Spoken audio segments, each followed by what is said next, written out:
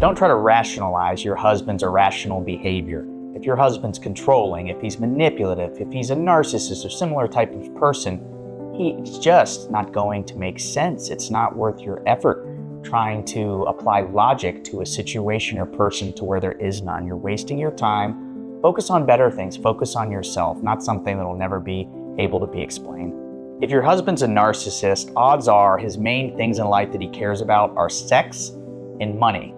You're divorcing him, so there's no more sex. All he cares about is the money, and he's going to do anything he can to control you and get as much as he can. So he's going to try to push your buttons during the divorce process, get you to act out.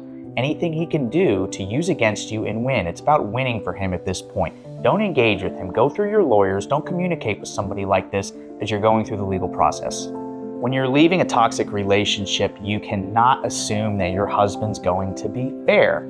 If he's controlling, if he's manipulative, if he belittles you during the marriage, he's not going to change who he is for the better during the divorce process. If he's going to do that, it would have worked in therapy. Don't think your divorce is going to be any different than your marriage was. You have to adjust to that reality. Don't think that you're going to extend the olive branch and he's going to do the right thing. If he's capable of that, you wouldn't be going through this in the first place.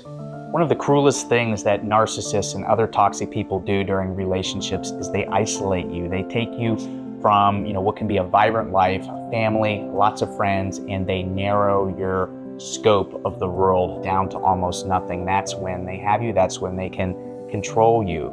You have to stop that, especially when you're going to end one of these relationships. You have to reestablish those connections. It can be hard, but think about what your life was like before everything was eliminated from you. You have to take it back. You have to take back your life, start having healthy relationships. That's why you're doing this in the first place. It can be so hard when you're in an abusive relationship to blame yourself for the behavior of the other person. But the reality is a lot of these people, narcissists, sociopaths, other toxic people, they are who they are, and it has absolutely nothing to do with you. Think about it. If you could make yourself better, marriage counseling would have fixed this. It is not your fault. During the divorce, you cannot get involved in power struggles with your spouse. You're not going to teach them that you are right. They don't care. What they do care about is controlling you and winning this process, and the way they do that is they suck you back in.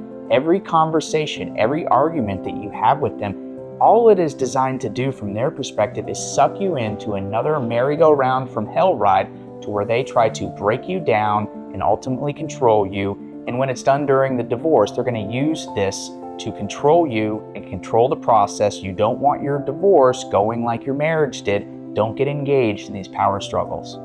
Don't expect your spouse to show empathy for you during the divorce process. Most women are getting a divorce ultimately because their husband is incapable of meeting their needs, incapable of having an emotional, reciprocal, healthy relationship. And if you're one of these people, you're likely married to a narcissist or similar, or even if not, these people are not going to do during the divorce what they could not do during your entire marriage, and that's show that they care. Don't think this is going to go quickly. You're divorcing a very difficult person, especially if you're divorcing a narcissist or a similar type of a husband.